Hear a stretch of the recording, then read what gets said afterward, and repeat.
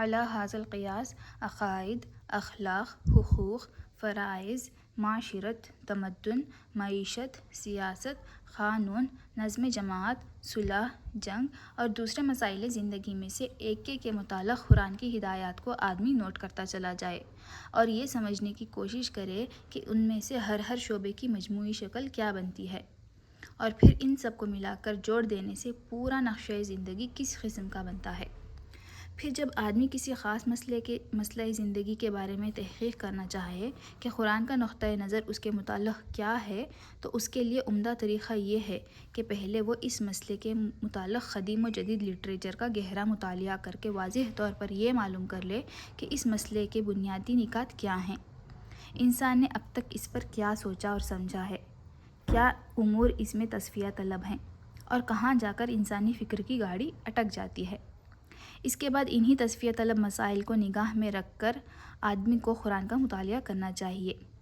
میرا تجربہ یہ ہے کہ اس طرح جب آدمی کسی مسئلے کی تحقیق کے لیے قرآن پڑھنے بیٹھتا ہے تو اسے ایسی آیتوں میں اپنے سوالات کا جواب ملتا ہے جنہیں وہ اس سے پہلے 20 مرتبہ پڑھ چکا ہوتا ہے، اور کبھی اس کے حاشیۂ خیال میں بھی یہ بات نہیں آتی کہ یہاں یہ مضمون بھی چھپا ہوا ہے۔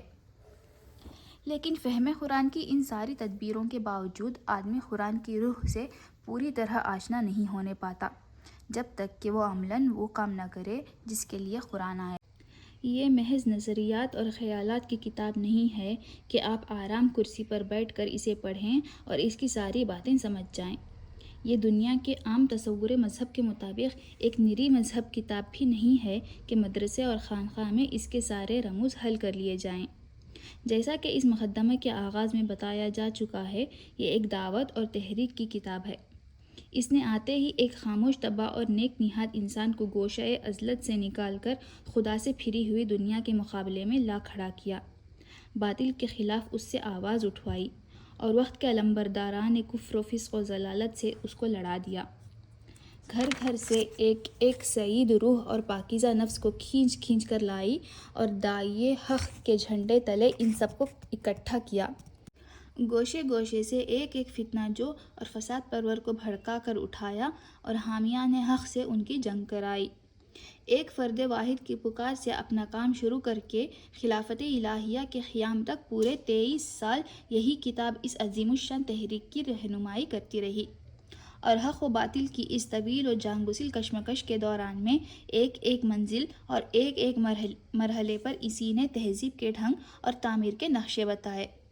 اب بھلا یہ کیسے ممکن ہے کہ آپ سرے سے نزاع کفر و دین اور معرکہ اسلام و جاہلیت کے میدان میں قدم ہی نہ رکھیں اور اس کشمکش کی کسی منزل سے گزرنے کا آپ کو اتفاق ہی نہ ہو، اور پھر محض قرآن کے الفاظ پڑھ کر اس کی ساری حقیقتیں آپ کے سامنے بے نقاب ہو جائیں؟ اسے تو پوری طرح آپ اسی وقت سمجھ سکتے ہیں جب اسے لے کر اٹھیں اور دعوت اللہ کا کام شروع کریں، اور جس طرح یہ کتاب ہدایت دیتی جائے اس طرح قدم اٹھاتے چلے جائیں۔ تب وہ سارے تجربات آپ کو پیش آئیں گے جو نزول قرآن کے وقت پیش آئے تھے۔ مکے اور حبش اور طائف کی منزلیں بھی آپ دیکھیں گے، اور بدر و احد سے لے کر حنین اور تبوک تک کے مراحل بھی آپ کے سامنے آئیں گے۔ ابو جہل اور ابو لہب سے بھی آپ کو واسطہ پڑے گا، منافقین اور یہود بھی آپ کو ملیں گے، اور سابقین اولین سے لے کر مؤلفۃ القلوب تک سبھی طرح کے انسانی نمونے آپ دیکھ بھی لیں گے اور برت بھی لیں گے۔ یہ ایک اور ہی قسم کا سلوک ہے جس کو میں سلوک قرآنی کہتا ہوں۔ اس سلوک کی شان یہ ہے کہ اس کی جس منزل سے آپ گزرتے جائیں گے، قرآن کی کچھ آیتیں اور صورتیں خود سامنے آ کر آپ کو بتاتی چلی جائیں گی کہ وہ اسی منزل میں اتری تھیں اور یہ ہدایت لے کر آئی تھیں۔ اس وقت یہ تو ممکن ہے کہ لغت اور نحو اور معنی اور بیان کے کچھ نکات سالک کی نگاہ سے چھپے رہ جائیں، لیکن یہ ممکن نہیں ہے کہ قرآن اپنی روح کو اس کے سامنے بے نقاب کرنے سے بخل برت جائے۔ پھر اسی کلیے کے مطابق قرآن کے احکام، اس کی اخلاقی تعلیمات، اس کی معاشی اور تمدنی ہدایات اور زندگی کے مختلف پہلوؤں کے بارے میں اس کے بتائے ہوئے اصول و قوانین آدمی کی سمجھ میں اس وقت تک آ ہی نہیں سکتے جب تک کہ وہ عملاً ان کو برت کر نہ دیکھے۔ نہ وہ فرد اس کتاب کو سمجھ سکتا ہے جس نے اپنی انفرادی زندگی کو اس کی پیروی سے آزاد رکھا ہو، اور نہ وہ قوم اس سے آشنا ہو سکتی ہے جس کے سارے ہی اجتماعی ادارے اس کی بنائی ہوئی روش کے خلاف چل رہے ہوں۔ قرآن کے اس دعوے سے ہر کہومہ واقف ہے کہ وہ تمام نوع انسان کی ہدایت کے لیے آیا ہے، لیکن جب کوئی شخص اس کو پڑھنے بیٹھتا ہے تو دیکھتا ہے کہ اس کا روئے سخن زیادہ تر اپنے زمانہ نزول کے اہل عرب کی طرف ہے۔ اگرچہ کبھی کبھی وہ بنی آدم اور عام الناس کو بھی پکارتا ہے، لیکن اکثر باتیں وہ ایسی کہتا ہے جو عرب کے مذاق، عرب ہی کے ماحول، عرب ہی کی تاریخ اور عرب ہی کے رسم و رواج سے ربط و تعلق رکھتی ہیں۔ ان چیزوں کو دیکھ کر آدمی سوچنے لگتا ہے کہ جو چیز عام انسانوں کی ہدایت کے لیے اتاری گئی تھی، اس میں وقتی اور مقامی اور قومی عنصر اتنا زیادہ کیوں ہے؟ اس معاملے کی حقیقت کو نہ سمجھنے کی وجہ سے بعض لوگ اس شک میں پڑ جاتے ہیں کہ شاید یہ چیز اصل میں تو اپنے ہم عصر اہل عرب کی ہی اصلاح کے لیے تھی، لیکن بعد میں زبردستی کھینچ تان کر اسے تمام انسانوں کے لیے اور ہمیشہ ہمیشہ کے لیے کتاب ہدایت قرار دے دیا گیا۔ جو شخص یہ اعتراض محض اعتراض کی خاطر نہیں اٹھاتا بلکہ فی الواقع اسے سمجھنا چاہتا ہے، اسے میں مشورہ دوں گا کہ وہ پہلے خود قرآن کو پڑھ کر ذرا ان مقامات پر نشان لگائے جہاں اس نے کوئی ایسا عقیدہ یا خیال یا تصور پیش کیا ہو، یا کوئی ایسا اخلاقی اصول یا عملی قاعدہ و ضابطہ بیان کیا ہو جو صرف عرب ہی کے لیے مخصوص ہو، اور جس کو وقت اور زمانے اور مقام نے فی الواقع محدود کر رکھا ہو۔ محض یہ بات کہ وہ ایک خاص مقام اور زمانے کے لوگوں کو خطاب کر کے ان کے مشرکانہ عقائد اور رسوم کی تردید کرتا ہے اور انہی کے گرد و پیش کی چیزوں کو مواد استدلال کے طور پر لے کر توحید کے دلائل قائم کرتا ہے، یہ فیصلہ کر دینے کے لیے کافی نہیں ہے کہ اس کی دعوت اور اس کا اپیل بھی وقتی اور مقامی ہے۔ دیکھنا یہ چاہیے کہ شرک کی تردید میں جو کچھ وہ کہتا ہے، کیا وہ دنیا کے ہر شرک پر اسی طرح چسپاں نہیں ہوتا جس طرح مشرکین عرب کے شرک پر چسپاں ہوتا تھا؟ کیا انہی دلائل کو ہم ہر زمانے اور ہر ملک کے مشرکین کی اصلاح خیال کے لیے استعمال نہیں کر سکتے؟ اور کیا اثبات توحید کے لیے قرآن کے طرز استدلال کو تھوڑے سے رد و بدل کے ساتھ ہر وقت ہر جگہ کام میں نہیں لایا جا سکتا؟ اگر جواب اثبات میں ہے تو پھر کوئی وجہ نہیں کہ یہ ایک عالمگیر تعلیم کو صرف اس بنا پر وقتی و مقامی قرار دیا جائے کہ ایک خاص وقت میں ایک خاص قوم کو خطاب کر کے وہ پیش کی گئی تھی۔ دنیا کا کوئی فلسفہ اور کوئی نظام زندگی اور کوئی مذہب فکر ایسا نہیں ہے جس کی ساری باتیں از اول تا آخر تجریدی طرز بیان میں پیش کی گئی ہوں اور کسی متعین حالت یا صورت پر اس کو چسپاں کر کے ان کی توضیح نہ کی گئی ہو۔ ایسی مکمل تجرید اول تو ممکن نہیں ہے، اور ممکن ہو بھی تو جو چیز اس طریقے پر پیش کی جائے گی وہ صرف صفحہ کاغذ ہی پر رہ جائے گی،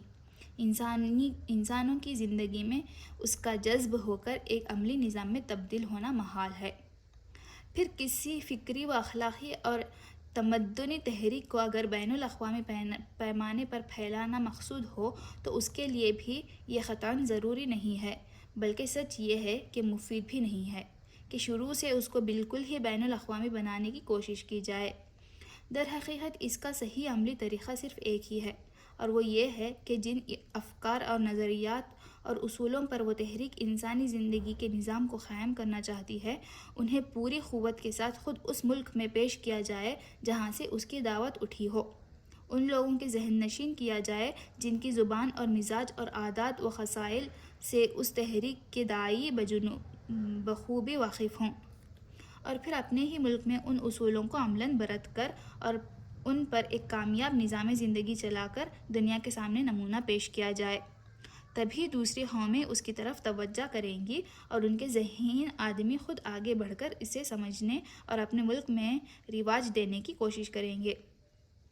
لہٰذا محض یہ بات کہ کسی نظام فکر و عمل کو ابتداً ایک ہی قوم کے سامنے پیش کیا گیا تھا اور استدلال کا سارا زور اسی کو سمجھانے اور مطمئن کرنے پر صرف کر دیا گیا تھا، اس امر کی دلیل نہیں کہ وہ نظام فکر و عمل محض قومی ہے۔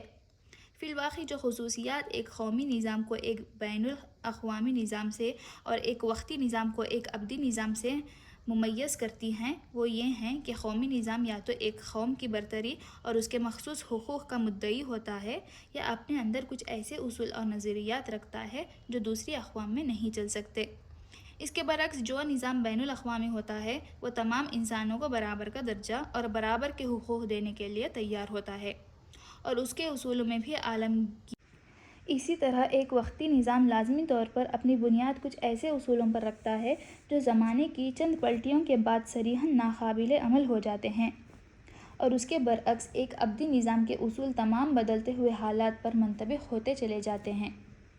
ان خصوصیات کو نگاہ میں رکھ کر کوئی شخص خود قرآن کو پڑھے اور ان چیزوں کو ذرا متعین کرنے کی کوشش کرے جن کی بنا پر واقعی یہ گمان کیا جا سکتا ہو کہ قرآن کا پیش کردہ نظام وقتی اور قومی ہے۔ قرآن کے متعلق یہ بات بھی ایک عام ناظر کے کان میں پڑی ہوئی ہوتی ہے کہ یہ ایک مفصل ہدایت نامہ اور ایک کتاب آئین ہے، مگر جب وہ اسے پڑھتا ہے تو اس میں معاشرت اور تمدن اور سیاست اور معیشت وغیرہ کے تفصیلی احکام و ضوابط اس کو نہیں ملتے، بلکہ وہ یہ دیکھتا ہے کہ نماز اور زکوٰۃ جیسے فرائض کے متعلق بھی جن پر قرآن بار بار اس قدر زور دیتا ہے، اس نے کوئی ایسا ضابطہ تجویز نہیں کیا ہے جس میں تمام ضروری احکام کی تفصیل درج ہو۔ یہ چیز بھی آدمی کے ذہن میں خلجان پیدا کرتی ہے کہ آخر یہ کس معنی میں ہدایت نامہ ہے۔ اس معاملے میں ساری الجھن صرف اس لیے پیدا ہوتی ہے کہ آدمی کی نگاہ سے حقیقت کا ایک پہلو بالکل اوجھل رہ جاتا ہے، یعنی یہ کہ خدا نے صرف کتاب ہی نازل نہیں کی تھی بلکہ ایک پیغمبر بھی مبعوث فرمایا تھا۔ اگر اصل اسکیم یہ ہو کہ بس ایک نقشہ تعمیر لوگوں کو دے دیا جائے اور لوگ اس کے مطابق خود عمارت بنا لیں، تو اس صورت میں بلا شبہ تعمیر کے ایک ایک جز کی تفصیل ہم کو ملنی چاہیے، لیکن جب تعمیری ہدایت کے ساتھ ایک انجینئر بھی سرکاری طور پر مقرر کر دیا جائے اور وہ ان ہدایات کے مطابق ایک عمارت بنا کر کھڑی کر دے، تو پھر انجینئر اور اس کی بنائی ہوئی عمارت کو نظر انداز کر کے صرف نقشے ہی میں تمام جزئیات کی تفصیل تلاش کرنا اور پھر اسے نہ پا کر نقشے کی ناتمامی کا شکوہ کرنا غلط ہے۔ قرآن جزئیات کی کتاب نہیں ہے بلکہ اصول اور کلیات کی کتاب ہے۔ اس کا اصل کام یہ ہے کہ نظام اسلامی کی فکری اور اخلاقی بنیادوں کو پوری وضاحت کے ساتھ نہ صرف پیش کرے بلکہ عقلی استدلال اور جذباتی اپیل دونوں کے ذریعے سے خوب مستحکم بھی کر دے۔ اب رہی اسلامی زندگی کی عملی صورت، تو اس معاملے میں وہ انسان کی رہنمائی اس طریقے سے نہیں کرتا کہ زندگی کے ایک ایک پہلو کے متعلق تفصیلی ضابطے اور قوانین بتائے، بلکہ وہ ہر شعبہ زندگی کے حدود عربیہ بتا دیتا ہے اور نمایاں طور پر چند گوشوں میں سنگ نشان کھڑے کر دیتا ہے جو اس بات کا تعین کر دیتے ہیں کہ اللہ تعالیٰ کی مرضی کے مطابق ان شعبوں کی تشکیل و تعمیر کن خطوط پر ہونی چاہیے۔ ان ہدایات کے مطابق عملاً اسلامی زندگی کی صورت گری کرنا نبی صلی اللہ علیہ وسلم کا کام تھا۔ انہیں مامور ہی اس لیے کیا گیا تھا کہ دنیا کو اس انفرادی سیرت و کردار اور اس معاشرے اور ریاست کا نمونہ دکھا دیں جو قرآن کے دیے ہوئے اصولوں کی عملی تعبیر و تفسیر ہو۔